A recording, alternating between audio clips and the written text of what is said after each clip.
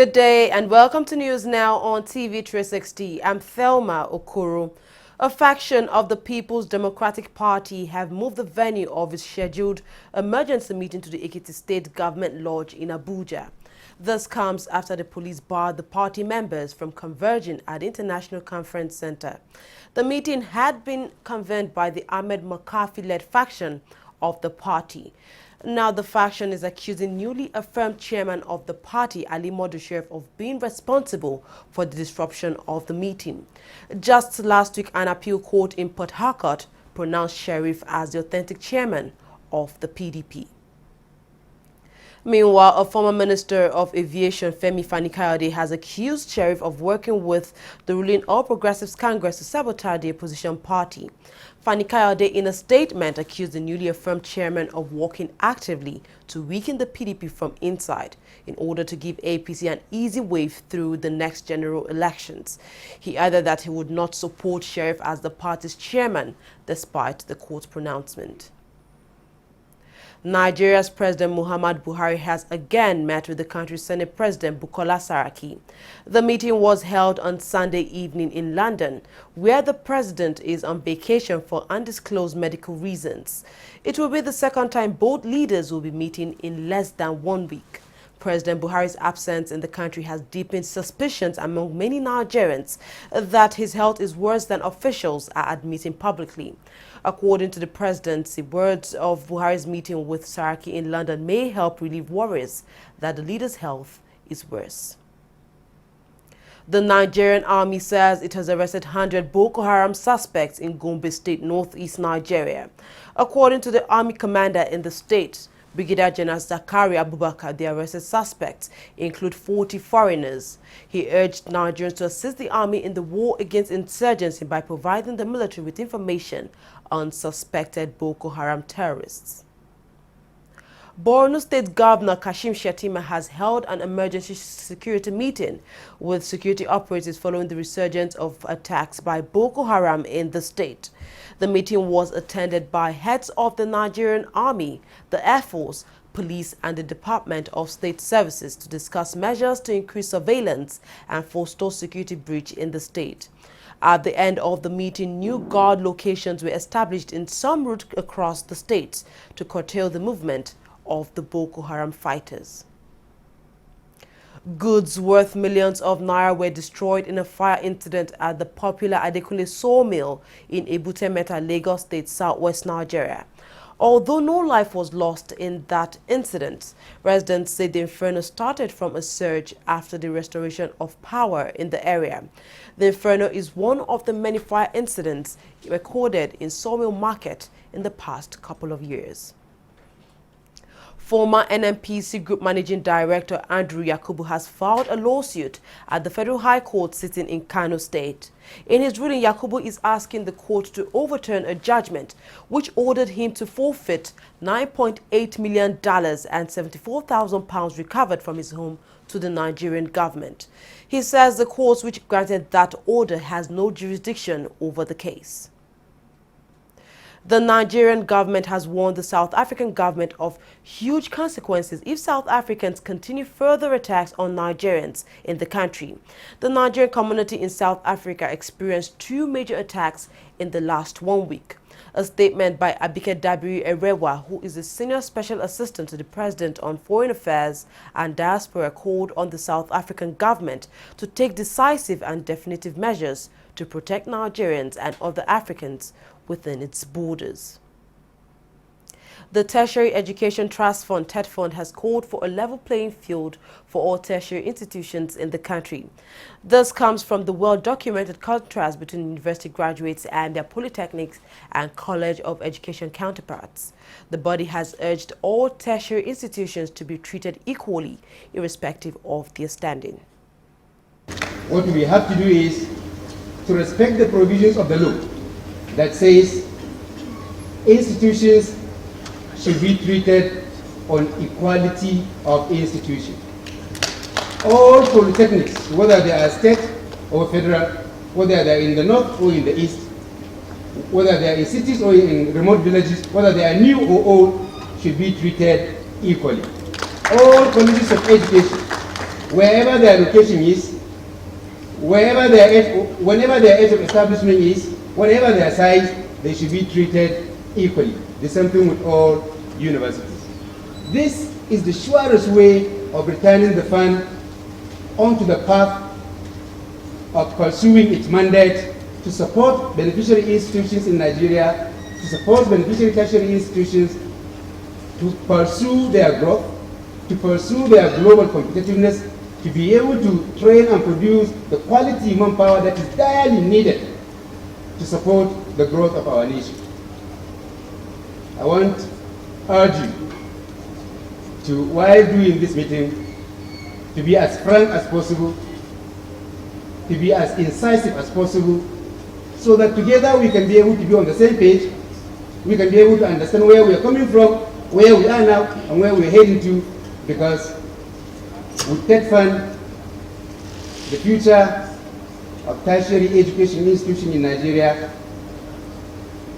can never be brighter. The Lagos State government has filed criminal charges against Robert Young, the managing director of Lekki Garden Homes. He was accused alongside 5 others. They will be facing manslaughter charges for the collapse of a 5-story building in Lekki, Lagos State. At least 35 people were confirmed dead in that incident. 13 others were, however, rescued alive.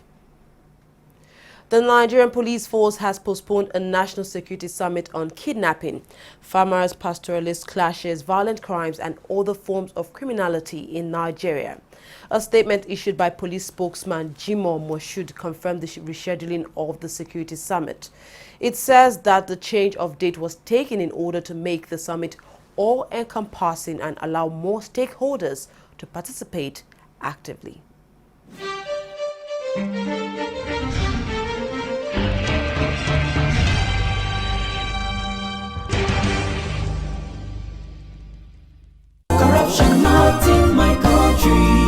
Hello?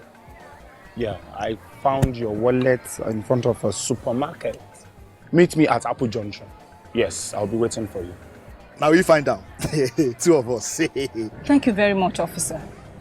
You know, it's surprising that men like you still exist in the police force. Yes, so... Oh, yes. This is just a token of my appreciation. Oh, no, you don't need to do this. We're only doing our job. Thank you very much. God bless you. You're welcome. Now I know police is really my friend. Yes. Friend. Hey. Okay, which came up with this one? I don't understand.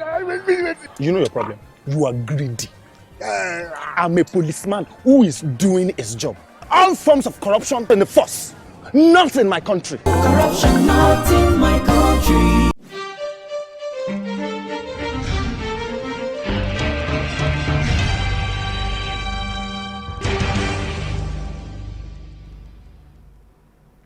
Welcome back. It's now time for business stories. Fidelia has all the latest. Thank you, Thelma.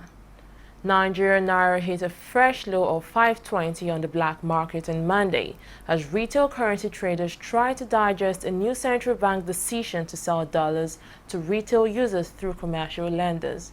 The Nigerian naira faces fresh pressure on the parallel market. An acute dollar scarcity has plagued the Nigerian currency market, driving the naira further down against the dollar. Traders blame the recent pressure on the naira on people seeking dollars to pay fees abroad. Commercial lenders have now compiled a list of bids from customers awaiting dollars in the country. The Central Bank of Nigeria, CBN, says it has provided additional forex to banks as part of its efforts to improve hardship experienced by Nigerians who need forex for school fees, medicals, and personal traveling allowance. The additional forex will be sold at 20% above the interbank rate. The CBN has also announced plans to sell $1 million weekly to each of the country's 21 commercial lenders at a rate of 375 naira. The decision was taken to clear a backlog of demand and try to narrow the premium between the official and black market rates. The Enugu State Board of International Revenue has sealed off 8 banks in the metropolis for failure to remit about 1 billion naira tax to the government. The exercise, which started on Monday morning at about 5:30 a.m., affected Access Bank, Stanbic IBTC Bank, Sky Bank, Union Bank, Unity Bank, Heritage Bank, Keystone, and Sterling Bank in the metropolis. The chairman, Enugu State Board of Internal Revenue, Emeka Odo, says that the board obtained an order from the State High Court to sue the affected banks. Oil prices rose on Monday, but an increase in U.S. drilling rigs and record stockpiles undermines effort by producers to cut output and bring the market into balance. Brent crude futures were up 23 cents at $56.4 a barrel, while US crude was up 19 cents at $53.59 a barrel. The Organization of the Petroleum Exporting Countries, OPEC, and other producers, including Russia, agreed last year to cut output by 1.8 million barrels per day during the first half of 2017. That's all on business, sport, and international stories coming up with Thelma. Don't go away.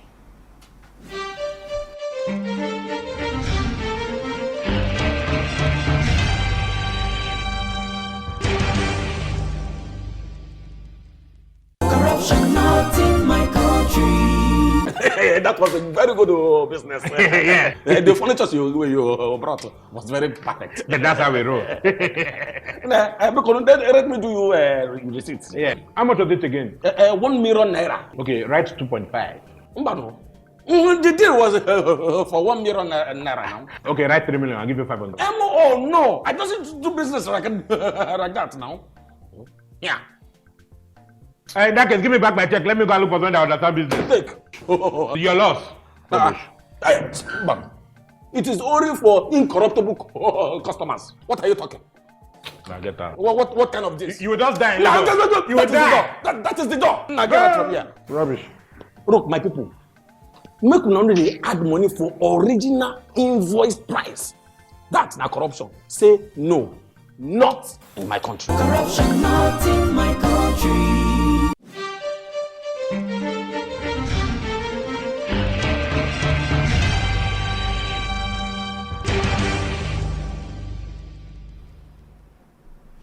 A car bomb ripped through a market in Mogadishu, killing 39 people and injuring around 50. According to authorities, the bombing is likely to be a suicide attack. However, Al-Shabaab, the Islamic insurgent group that is fighting the UN-backed Somali government, has not claimed responsibility for that attack. Al-Shabaab has been able to carry out increasingly deadly bombings despite losing most of its territory to African Union peacekeepers supporting the Somali government. This month, Somalia elected a new president, Mohamed Abdullahi Mohamed, who is a dual U.S. and Somali citizen and former prime minister. The European Union is offering simplified visa procedures and increased economic aid to Tunisia and Egypt. This comes in exchange for smoother deportations of unwanted African migrants. The bloc has agreed steps to curb arrivals from Libya, the main departure point for many migrants seeking to get to Europe from Africa. While the numbers of migrants setting off from there is tiny in comparison with Libya, Cairo and Tunisia have fully functioning governments capable of managing their borders, unlike Libya. Nigerian clubs participating in the CAF Champions League have advanced to the first round of the CAF Champions after defeating their opponents on aggregate. League champions Enugu Rangers scrapped through on the away goals rule against Algerian side JS Soara, while runners-up Rivers United thumped Malian side Real Bamako 4-0 on aggregate. Rivers United will now play Sudanese side Al Merrikh in the first round, while Rangers have been handed a tough tie against Egyptian side Zamalek in the first round.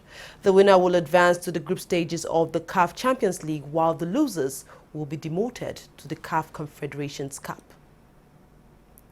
Budapest 2024 Olympic bid chief organizer has hinted that the city will pull out of the race to host the Olympic Games.